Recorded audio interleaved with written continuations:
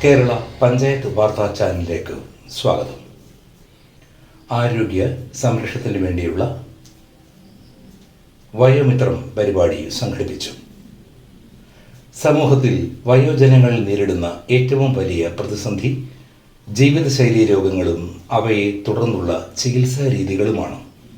എന്നാൽ ഇത്തരത്തിലുള്ള ജീവിതശൈലി രോഗങ്ങളെ നിയന്ത്രിക്കുന്നതിനും അതുവഴി മരുന്നിൻ്റെ ഉപയോഗം കുറയ്ക്കുന്നതിനുമായി ഹെൽത്ത് എഞ്ചിനീയറിംഗിനുള്ള വ്യായാമ പരിശീലനം സഹായിക്കുമെന്ന് പഠനങ്ങൾ പറയുന്നു.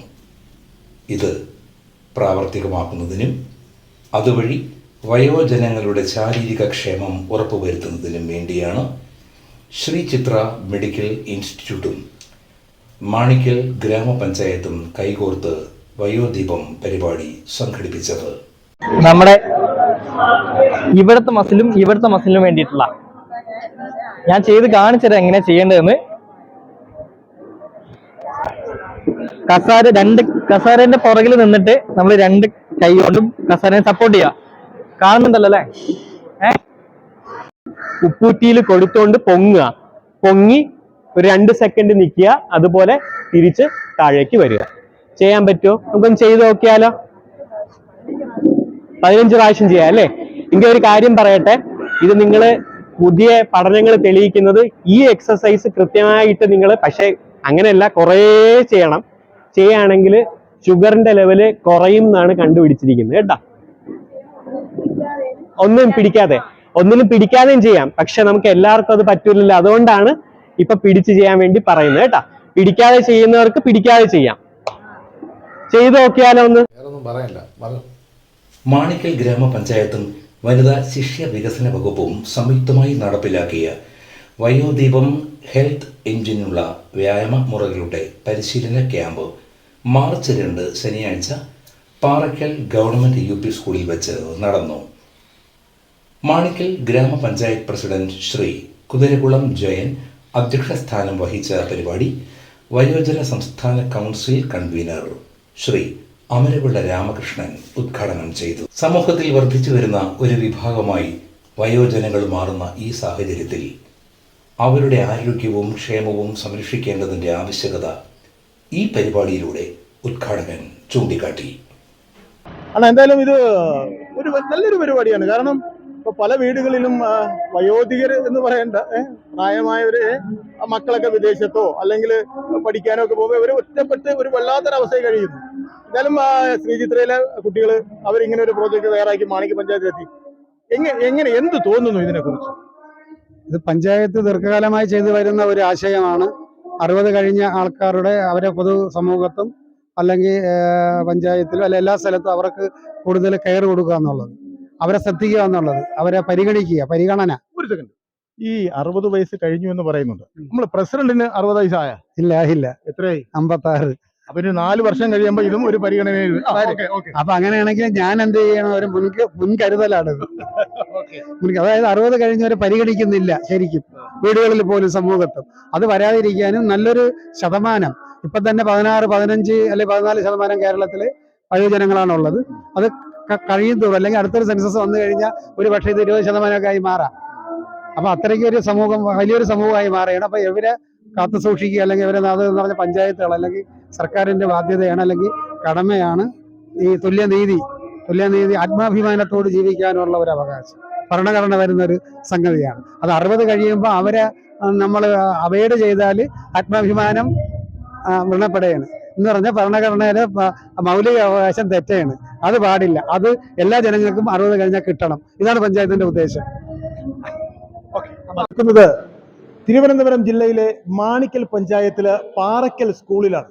ഇവിടെ സത്യം പറഞ്ഞാല് ഞാൻ ഇവിടെ വന്നപ്പോൾ എൻ്റെ മനസ്സ് നിറഞ്ഞു, സന്തോഷം കൊണ്ട് കണ്ണു നിറഞ്ഞു എന്ന് വേണമെങ്കിൽ പറയാം. കാരണം ഈ വയോജനങ്ങളെ ഇത് ഒരുപക്ഷെ 60 വയസ്സ് കഴിഞ്ഞ് 70 വയസ്സായവര്, അവരെ ചെറുമക്കള് പ്രായമുള്ള ഈ ഡോക്ടേഴ്സ് അവരോട് ഓരോ കാര്യങ്ങളും പറയുമ്പോൾ കാല് പൊക്കുക, ആ എക്സസൈസ് ഒക്കെ കൊടുക്കുമ്പോൾ ഒരു കുഞ്ഞു മക്കളെ പോലെ അനുസരിക്കുന്നത് കാണുമ്പോൾ സത്യം പറഞ്ഞാൽ കണ്ണ് നിറഞ്ഞു പോകുന്നു. നമ്മുടെ പ്രദേശത്ത് തന്നെ ഒരുപാട് വയോജനങ്ങൾ ഉണ്ടായും. ചിലപ്പോൾ മക്കൾ വിദ്യാഭ്യാസപരമായി ലണ്ടനിലോ അല്ലെങ്കിൽ മറ്റെവിടെയെങ്കിലും ഒക്കെ ജീവിക്കുന്നവരായിരിക്കും. അവർക്ക് മാസാമാസം സാമ്പത്തികമായി പൈസയൊക്കെ അയക്കുന്നുണ്ടായിരിക്കും. പക്ഷെ ഇവരുടെ ജീവിതം എന്താണെന്ന് ഒരിക്കലും എന്നെ പോലുള്ള അല്ലെങ്കിൽ ഈ ഈ വയോജനങ്ങൾ, ചെറുമക്കളെ പോലുള്ളവരൊന്നും ഒരിക്കലും ചിന്തിക്കുന്നുണ്ടാവില്ല. ഒരുപാട് കഷ്ടപ്പാടുകൾ അനുഭവിക്കുകയാണ്. എന്തായാലും മാണിക്കൽ പഞ്ചായത്തില് ഒരു ശ്രീചിത്ര ഇൻസ്റ്റിറ്റ്യൂട്ടിലെ PG വിദ്യാർത്ഥികള് അവർ ഇവിടെ എത്തി ഈ വയോജനങ്ങളെ കുറിച്ച് ഒരു പഠനം നടത്തി. അതിൽ ഡോക്ടർ മുഹമ്മദ് ബഷീർ അദ്ദേഹം ഒരു വലിയൊരു സംഭവം തന്നെ ഇവിടെ സ്റ്റേജിൽ ഞാൻ ആ വീഡിയോ എല്ലാം കാണിക്കാം. എന്തായാലും ഇതിനെക്കുറിച്ച് കൂടുതൽ വിഷയങ്ങൾ കാണാം. ഈ വയോജനങ്ങൾ അനുഭവിക്കുന്ന ബുദ്ധിമുട്ടുകൾ, കഷ്ടപ്പാടുകൾ അത് ഇവിടെ മാത്രമല്ല, മാണിക്കൽ പഞ്ചായത്തല്ല, കേരളമല്ല, ലോകം മൊത്തമുണ്ട്. പക്ഷെ എന്തായാലും അതിനെക്കുറിച്ച് ഒരു പഠനം നടത്തി അത് നമ്മളിലേക്ക് എത്തിക്കുമ്പോൾ സത്യം പറഞ്ഞാൽ മനസ്സ് നിറയുന്നു. എന്തായാലും അതിന്റെ കോർഡിനേറ്ററായിട്ട് നമ്മുടെ ഒരു സാറുണ്ട്. സാറേ, എന്ത് തോന്നുന്നു സാറേ ഇങ്ങനെ ഒരു പഠനം നടത്തി ഈ ഒരു കാഴ്ചയൊക്കെ കാണുമ്പോൾ? ഇത് കുറച്ച് നാളായിട്ട് തന്നെ ഇങ്ങനെ ചെയ്യണം എന്ന് കരുതുന്നുണ്ട്. കാരണം ഞാനിപ്പോൾ ഒരു 20 വർഷമായിട്ട് പൊതുജനാരോഗ്യ മേഖലയിൽ പല ആരോഗ്യ പ്രശ്നങ്ങളായിട്ട് സമൂഹത്തിൽ തന്നെ പ്രവർത്തിക്കുന്നുണ്ട്. അപ്പോൾ പലപ്പോഴും നമ്മൾ വയോജനങ്ങളുടെ പ്രശ്നങ്ങൾ എന്ന് പറയുമ്പോൾ ഒരു മെഡിക്കൽ ക്യാമ്പ് നടത്തും, മരുന്നുകൾ കൊടുക്കും, തിരിച്ച് വീട്ടിൽ പോകും. പക്ഷേ നമ്മൾ ഇവരോട് സംസാരിക്കുമ്പോൾ ഇവർക്കുള്ള ജീവിതശൈലി രോഗങ്ങൾ ഒരുപാടുണ്ട്. ഒരുവിധം മിക്കവർക്കും ഒന്നല്ലെങ്കിൽ മറ്റൊരു അസുഖമുണ്ട്, പ്രഷറോ ഷുഗറോ കൊളസ്ട്രോളോ, പിന്നെ തേയ്മാനം, അത് കാരണമുള്ള ശാരീരികമായ വേദനകളും അതൊക്കെയുണ്ട്. അപ്പം പലപ്പോഴും ആശുപത്രികളിൽ നമ്മൾ പറയും നല്ല ആരോഗ്യകരമായ ഭക്ഷണശീലം വേണം, വ്യായാമം ചെയ്യണം. പക്ഷേ ഇവർക്കും മറ്റൊരു കാര്യം എന്താ വെച്ച് കഴിഞ്ഞാൽ നമ്മൾ സമൂഹത്തിൽ ഇറങ്ങുമ്പോൾ കണ്ടുവരുന്ന ഒരുപാട് പേർക്ക് ഇന്നും ബേസിക് ആയിട്ടുള്ള നീഡ്സ്, പാർപ്പിടം, ഭക്ഷണം ഇതൊക്കെ ഉണ്ടെങ്കിലും സാമ്പത്തികമായിട്ട് ഒരുപാട് ബുദ്ധിമുട്ടുകളുണ്ട്. പിന്നെ ഇവർ നേരിടുന്ന ഇവരുടെ ജീവിതം എന്ന് പറയുമ്പം ഒരു ഡോക്ടർ എന്ന നിലയ്ക്ക് ഞാൻ കാണുമ്പോൾ അസുഖങ്ങളാണെങ്കിലും ഒരു മനുഷ്യൻ എന്ന നിലയ്ക്ക് നോക്കുമ്പോഴത്തേക്കും ഇവർക്ക് ഒരുപാട് പ്രശ്നങ്ങളും ഓരോ ദിവസവും അവർ നേരിടുന്ന പല പല ചാലഞ്ചസ് ഉണ്ട്. ശാരീരികമായിട്ടുള്ള വയസ്സാവുന്നതിൻ്റെ വിഷമങ്ങളുണ്ട്, മാനസികമായിട്ട് കുട്ടികൾ നേരത്തെ പറഞ്ഞതുപോലെ മറ്റൊരു സ്ഥലത്തായിരിക്കാം അതിൻ്റെ വിഷമങ്ങൾ, സാമൂഹികമായിട്ടുള്ള പണ്ട് പോകാൻ പറ്റുന്ന പോലെ എല്ലാത്തിനും പോകാൻ കഴിയുന്നില്ല. സാർ നേരത്തെ പ്രസംഗിച്ച് പറഞ്ഞായിരുന്നു പലപ്പോഴും വീണു പോകുമോ എന്നൊരു തോന്നല് പലർക്കും ഉണ്ട് എന്ന് പറഞ്ഞു. അതാണ് അപ്പം ഈ ആരോഗ്യ പ്രശ്നങ്ങൾ വന്ന് കിടപ്പാവുക എന്നുള്ള ഒരു കാര്യം പലർക്കും പേടിയുണ്ട്. അതുപോലെ ആൾക്കാർ ചിലപ്പോൾ അത്ര പേടിക്കില്ലെങ്കിലും വയോജനങ്ങൾക്ക് വളരെ അധികം വരുന്ന ഒരു സംഭവമാണ് വീഴ്ചകൾ. അപ്പം നമ്മൾ ഫീൽഡിൽ വന്ന ഇവരുടെയൊക്കെ വീടുകളിൽ പോയി ഒരുപാട് പേരിട്ട്, ഇപ്പം മാണിക്കൽ പഞ്ചായത്ത് എടുക്കുകയാണെങ്കിൽ തന്നെ 2 കൊല്ലമായിട്ട് ഒരുവിധം എല്ലാ മുക്കിലും മൂലയിലും പ്രത്യേകിച്ച് ഞാൻ ഒന്നും പറയുന്നില്ല, എൻ്റെ സ്റ്റുഡൻസാണ്. നമുക്ക് പ്രത്യേകിച്ച് ഫണ്ടൊന്നും ഇല്ലാത്ത പ്രോജക്റ്റ്, പഞ്ചായത്തിൻ്റെ പിന്തുണയും പിന്നെ കുട്ടികളുടെ ഉത്സാഹത്തിലാണ് നമ്മൾ ഫീൽഡിൽ പോകുന്നത്. ഈ കണ്ട പ്രശ്നങ്ങൾക്ക് പരിഹാരം മരുന്നല്ല, ജീവിതശൈലിയിലെ മാറ്റങ്ങളാണ് എന്ന് തോന്നിയിട്ടാണ് ഇങ്ങനെ എന്തെങ്കിലും ചെയ്യണം എന്നുള്ള ഒരു മോട്ടിവേഷനിലാണ് നമ്മളിപ്പം. അപ്പം നമ്മൾ ഡോക്ടർമാരുടെ അടുത്ത് പോയിട്ട് ഒരുപാട് 30ഓളം എക്സർസൈസസ് പഠിച്ചെടുത്ത് നമ്മൾ ചെയ്തു. എന്നിട്ട് ഇവരത് ചെയ്ത് നോക്കി, എന്നിട്ട് പല വിധത്തിൽ അത് നോക്കി ചെയ്താൽ വീഴാൻ സാധ്യത, അല്ലെങ്കിൽ വയോജനങ്ങളാകുമ്പം വേദന, അങ്ങനത്തെ ബുദ്ധിമുട്ടുകൾ, പിന്നെ സൗകര്യങ്ങളില്ലാത്ത വീടുകളിലും സാമ്പത്തികമില്ലാത്ത സാഹചര്യങ്ങളിലും ചെയ്യാൻ പറ്റുന്ന സിമ്പിളായിട്ട് ലളിതമായിട്ടുള്ള എക്സർസൈസസ് അത് ഇവരും കൂടെ ചേർന്ന് നമ്മൾ കണ്ടെത്തുകയും അതിൽ ഏറ്റവും സിമ്പിളായിട്ടുള്ള വെച്ചിട്ടാണ് നമ്മളിപ്പോൾ തുടങ്ങുന്നത്. പക്ഷെ നമ്മൾ തുടരും, മാക്സിമം നമ്മൾ ശ്രമിക്കും. എന്തായാലും ശരി, മാണിക്കൽ പഞ്ചായത്തില് ഓരോ മുക്കിലും മൂലയിലും പഠനം നടത്തിയ നമ്മുടെ ഡോക്ടർ മുഹമ്മദ് ബഷീർ ഉണ്ട്. പുള്ളി ഇവിടെ സ്റ്റേജിൽ പറഞ്ഞിട്ടുണ്ടായിരുന്നു, സാറേ ഈ മൊത്തം പഠനം നടത്തി എത്രയൊക്കെ പെർസെന്റ് അതിൽ പറഞ്ഞു കേട്ടപ്പോൾ എനിക്ക് തോന്നിയത് സ്ത്രീകളെക്കാളും ഏറ്റവും കൂടുതലാണ് പുരുഷന്മാർക്കാണ് ഒരുപാട് പ്രശ്നങ്ങൾ പെർസെന്റേജ് പറഞ്ഞപ്പോൾ എനിക്ക് മനസ്സിലായി. ഈ പഠനം കൊണ്ട് സാർ എങ്ങനെ കാണുന്നു ഇത് മൊത്തം സമൂഹത്തിൽ? അത് സാധാരണ രീതിയിൽ വയോജനങ്ങൾക്കിടയിലുള്ള പ്രശ്നങ്ങൾ ഇപ്പോൾ ആയുസ് നോക്കുകയാണെങ്കിൽ തന്നെ പുരുഷന്മാർക്കാണ് സ്ത്രീകളെക്കാൾ കുറവ് ആയുസ് വരിക. നമ്മുടെ നാട്ടിലെ ലൈഫ് എക്സ്പെക്റ്റൻസി നോക്കുമ്പോഴും അങ്ങനെ തന്നെയാണ് വരിക. അതിൻ്റെ പ്രധാന കാരണങ്ങൾ എന്താണെന്ന് വെച്ച് കഴിഞ്ഞാൽ ജീവിതശൈലി രോഗങ്ങൾ, പലപ്പോഴും ഹൃദ്രോഗമാവട്ടെ അല്ലെങ്കിൽ ഷുഗർ ആവട്ടെ, ഇത്തരത്തിലുള്ള കാര്യങ്ങളൊക്കെ സ്ത്രീകളെക്കാൾ ഒരു പടി മുമ്പിലെങ്കിലും പുരുഷന്മാർക്കുള്ളതായിട്ട് നമുക്ക് സമൂഹത്തിൽ കാണാൻ പറ്റും വയോജനങ്ങൾക്കിടയിൽ. അപ്പോൾ ഇത്തരത്തിലുള്ള കാര്യങ്ങൾ നമ്മൾ മനസ്സിലാക്കുക. ഇനിയും നമ്മളുടെ ഒരു വരാൻ പോകുന്ന തലമുറയിൽ 60 വയസ്സ് വാർദ്ധക്യത്തിലേക്ക് എത്താൻ പോകുന്ന ആൾക്കാർ അതിന് വേണ്ട മുൻകരുതലുകൾ എടുക്കേണ്ടതുണ്ട്. അപ്പോൾ ഇത്തരത്തിലുള്ള കണക്കുകൾ നമുക്ക് എപ്പോഴും അത്തരത്തിലുള്ള ഒരു മുൻകരുതലുകൾ എടുക്കാൻ നമ്മളെ പ്രാപ്തരാക്കുന്നുണ്ട്. ഇനിയുള്ള നമ്മളൊക്കെ ഇനി ഈ ഒരു കാലഘട്ടത്തിലൂടെ കടന്നു പോകേണ്ട ആൾക്കാരാണ്. അപ്പോൾ ഈ കണക്കുകൾ ശരിക്കും പറഞ്ഞാൽ നമ്മുടെ ഇപ്പോഴേ അതിനെ പ്രതിരോധിക്കാനുള്ള ശ്രമങ്ങൾ വ്യായാമമായിട്ടാണെങ്കിലും ഭക്ഷണ ക്രമീകരണമായിട്ടാണെങ്കിലും അത്തരത്തിലുള്ള കാര്യങ്ങൾ നമ്മൾ ചെയ്യേണ്ടതായിട്ടുള്ള ആവശ്യകതയെ സൂചിപ്പിക്കുകയാണ് ഈ കണക്കുകൾ. അതാണ് ആദ്യമായിട്ട് ചെയ്യുന്നത്. രണ്ടാമതായിട്ട് വയോജനങ്ങൾക്കിടയിൽ തന്നെ ഇത്തരത്തിലുള്ള രോഗങ്ങൾ വരാത്ത ആൾക്കാരുടെ കണക്കാണ് ഞാൻ ആദ്യം പറഞ്ഞത്. സാറേ ആ ഒരു പെർസെന്റേജ് ഒന്ന് പറയാമോ? ഓർമ്മ ഇല്ല എങ്കിലും സാറേ ഒന്ന്. അതായത് 25% വയോജനങ്ങൾ ഇത്തരത്തിലുള്ള രോഗങ്ങളൊന്നും വരാത്തവരാണ്. ഒരു വാർദ്ധക്യജന്യമായിട്ടുള്ള രോഗങ്ങളൊന്നും ഇല്ലാത്തവരാണ്. അപ്പോൾ ആ ആൾക്കാർ ഒരു പക്ഷത്തുണ്ട്. മറുഭാഗത്ത് 1-2 ചെറിയ രോഗങ്ങൾ വന്ന് തുടങ്ങിയവരാണ്. അപ്പോൾ ഇത് കൂടുതൽ രോഗങ്ങളിലേക്ക് നമ്മൾ വഴുതി വീണ് കഴിഞ്ഞു കഴിഞ്ഞാലുള്ള ഒരു പ്രശ്നം, നമ്മൾ കിടപ്പിലാവാനുള്ള സാധ്യത കൂടുതലാണ്. ഒന്നിൽ കൂടുതലുണ്ടെങ്കിൽ പിന്നെ നമ്മുടെ ഈ കിടപ്പ് രോഗി ആവേണ്ട സാഹചര്യത്തിലേക്ക് നമ്മൾ വന്നെത്തും. സാറേ ഒരു കാര്യം, സാറ് ഈ മാണിക്കൽ പഞ്ചായത്തിലെ ഏകദേശം ഏത് രീതിയിൽ ഇനിയിപ്പോ നമുക്ക് കൊണ്ടുവരാൻ പറ്റും? കണ്ട കാഴ്ചകളൊക്കെ ഒരു പച്ചയായിട്ട് പറയാൻ പറ്റുമോ? അതിൽ നമ്മൾ കാണുന്ന കാഴ്ച എന്ന് പറയുന്നത് ഒരു എല്ലാത്തിനും ഒരു ഏക ഒരു വൺ സൊല്യൂഷൻ ഫോർ ഓൾ അങ്ങനത്തെ ഒരു സംഭവം ഇല്ല. കാര്യം പല ആൾക്കാരുടെയും പ്രശ്നങ്ങൾ പലതാണ്, പലരുടെയും ജീവിത സാഹചര്യങ്ങൾ വളരെ വ്യത്യസ്തമാണ്. അതുകൊണ്ട് തന്നെ നമുക്ക് ഒരു പ്രത്യേകമായിട്ടുള്ളൊരു പദ്ധതി മൂലം ഇത്തരത്തിലുള്ള കാര്യങ്ങളോ ഒന്നും എവിടെയും ഒരു പരിഹാരം കാണാൻ തോന്നുന്നു. അപ്പോൾ ഇത് കിട്ടാൻ വേണ്ടിയിട്ട് നമ്മൾ ചെയ്യേണ്ട ഒരു കാര്യം, ആദ്യം ഈ പ്രശ്നങ്ങളെ ഒന്ന് വിശദമായിട്ട് പഞ്ചായത്തിന് റിപ്പോർട്ടാക്കി കൊടുക്കാനാണ് ഞാൻ തീരുമാനിച്ചിട്ടുള്ളത്. അപ്പോൾ പഞ്ചായത്തിന് ഇനിയുള്ള പദ്ധതികൾ രൂപീകരിക്കുമ്പോൾ അതത് പ്രശ്നങ്ങൾക്ക് വേണ്ട അതിനെങ്ങനെയാണ് അത് പ്രശ്നങ്ങൾ പരിഹരിക്കേണ്ടതെന്നുള്ളൊരു അതിനൊരു മാർഗരേഖയ്ക്ക് വേണ്ടിയിട്ട് അങ്ങനെ ഒരു മാർഗരേഖ ഡോക്ടർ തയ്യാറാക്കി നൽകിയിട്ടുണ്ടോ? ഇല്ല, കൊടുക്കാൻ പോകുന്നേ ഉള്ളൂ. ഞാൻ മാർച്ച് അവസാനം ആകുമ്പോഴേക്ക് പഞ്ചായത്തിന് റിപ്പോർട്ട് കൊടുക്കും. അതാണ് എൻ്റെ ഒരു എന്തായാലും ഈ അമ്മമാര് അച്ഛന്മാര്, അതായത് അവരെ ഈ ചെറുമക്കളുടെ പ്രായം, അതായത് മക്കളുടെ പ്രായമാണ് നിങ്ങൾക്കൊക്കെ ഉള്ളത്, ഈ നമ്മുടെ ഈ ഡോക്ടേഴ്സിനുള്ളത്. നിങ്ങളൊക്കെ പറയുമ്പോൾ അമ്മ ഇങ്ങനെ എക്സസൈസ് ചെയ്യണം, ഇങ്ങനെ എക്സസൈസ്, അപ്പൊ അവരൊക്കെ ഏത് രീതിയിലാണ് പ്രതികരിക്കുന്നത്? നല്ല രീതിയിലാണ് പ്രതികരിക്കുന്നത്. ഇപ്പം ഇവിടെ തന്നെ നമ്മൾ എക്സസൈസ് കൊടുത്തപ്പോൾ പോലും പലർക്കും ചെയ്യാൻ ബുദ്ധിമുട്ടുണ്ടെങ്കിൽ അവർ ചെയ്യാൻ ട്രൈ ചെയ്യുന്നുണ്ട്. നമുക്ക് വേദനയുണ്ട്, അപ്പോൾ നമ്മൾ കൃത്യമായിട്ട് പറയുന്നുണ്ട്, ഓക്കെ വേദന ഉണ്ടെങ്കിൽ വേണ്ട, ബുദ്ധിമുട്ടുണ്ടെങ്കിൽ വേണ്ട. എന്തെങ്കിലും അവരുടെ ഉള്ളിലുള്ള ഒരു ഉത്സാഹം നമുക്ക് ഭയങ്കരമായിട്ടൊരു ഇൻസ്പയറിംഗ് ആണ്. അത് തന്നെയാണ് സത്യം പറഞ്ഞാല്. ചെറുമക്കള് അല്ലേ, ഈ മക്കളൊക്കെ അവര് മോളെന്നും മോനെന്നും ഒക്കെ വിളിച്ചിട്ട്, മോനെ എനിക്ക് കാലിവിടെ വേദന, മോനെ എനിക്ക് ഇവിടെ, മോളെ എനിക്ക് കാലിവിടെ, ഇതൊക്കെ പറഞ്ഞ് കാണുമ്പോ നമ്മളും ഇനി ആ ഏജിലേക്ക് എത്തുന്നവരാണ്. ഇവരെല്ലാ ഏജിലേക്ക് എത്തുന്നവരാണ്, നമ്മൾ ആ ഏജ് താണ്ടിയവരല്ല. അപ്പോ ഇതൊക്കെ കാണുമ്പോൾ മനസ്സ് വല്ലാതെ നിറയുന്നു, കണ്ണ് നിറയുന്ന ഒരു സന്തോഷമാണ് ഈ കാണുന്നത്. എന്നാലും ഡോക്ടർ എന്ത് തോന്നുന്നു ഇതിനെക്കുറിച്ച് ഇവരെയൊക്കെ കണ്ടപ്പോൾ?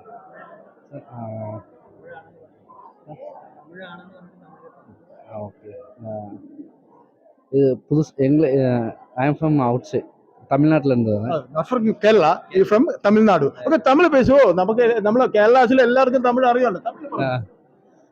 ஸோ இது எனக்கு புதுசாக தான் இருக்குது. ஸோ அவங்க எவ்வளோ ஹாப்பியாக இருக்காங்கன்றத அப்படியே நேராகவே பார்க்க முடியுது. ஸோ ஒன்ஸ் ஜஸ்ட் அவங்களுக்கு சொன்னால் அவங்க வீட்டில் போய் டெய்லியும் செய்ய ஆரம்பிச்சிட்டாங்கன்னா, எக்ஸசைஸ் சொல்லி அவங்க டெய்லியும் செய்ய ஆரம்பிச்சிட்டாங்கன்னா அவங்களுக்கு கொஞ்சம் பெனிஃபிட்டாக இருக்கும். ஸோ இது ரொம்ப யூஸ்ஃபுல்லாக இருக்கும் அவங்களுக்கு. ഈ അമ്മ അപ്പായൊക്കെ இந்த மாதிரி ചെയ്യുമ്പോൾ എന്ത് ഫീലാ? இது ரொம்ப சந்தோஷமானது. Okay, very good.